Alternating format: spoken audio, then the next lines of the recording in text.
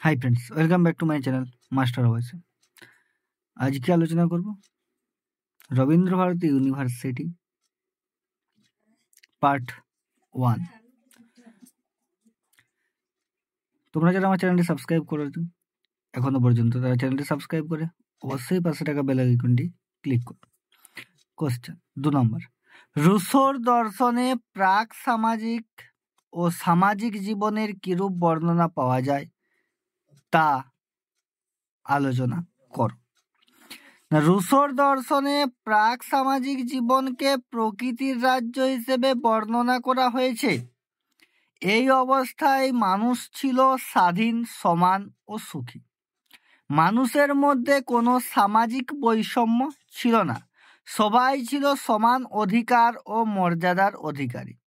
মানুষের প্রয়োজন ছিল সীমিত, সে প্রকৃতির নিয়মে জীবনযাপন করত, তার মধ্যে কোনো কৃত্রিমতা ছিল না। অন্যদিকে সামাজিক জীবনে মানুষের মধ্যে বুদ্ধিবৃত্তির বিকাশের ফলে এই আদর্শ অবস্থার পরিবর্তন ঘটে। মানুষের মধ্যে ব্যক্তিগত সম্পত্তির উদ্ভব হয়, ফলে সামাজিক বৈষম্য দেখা দেয়। মানুষের মধ্যে সংঘাত শুরু হয়। এই সংঘাত থেকে রক্ষা পাওয়ার জন্য মানুষ চুক্তির মাধ্যমে রাষ্ট্র গঠন করে।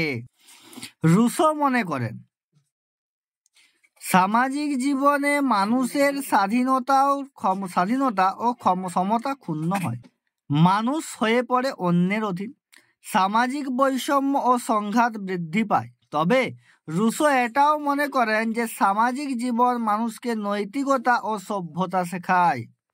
প্রাক সামাজিক জীবন 1 নম্বর, রুসোর মতে প্রাক সামাজিক জীবনে মানুষ ছিল কেমন না উন্নত ও বর্বর। 2, মানুষ ছিল স্বাধীন, সমান ও সুখী।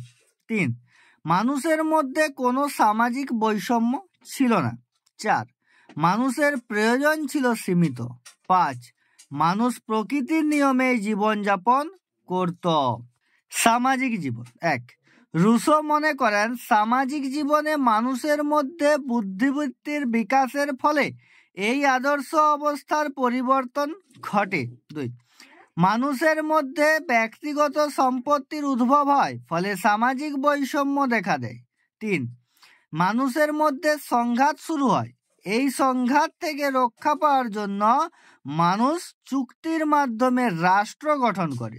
4, সামাজিক জীবনে মানুষের স্বাধীনতা ও সমতা ক্ষুণ্ণ হয়, মানুষ হয়ে পড়ে অন্যের অধীন, সামাজিক বৈষম্য এই সংঘাতে বৃদ্ধি পায়।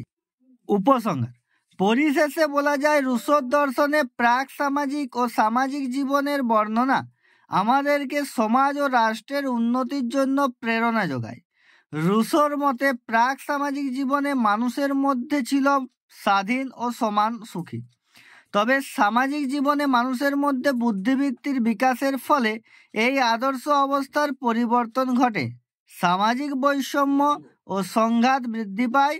তবুও রুসো মনে করেন যে সামাজিক জীবন মানুষকে নৈতিকতা ও সভ্যতা শেখায়।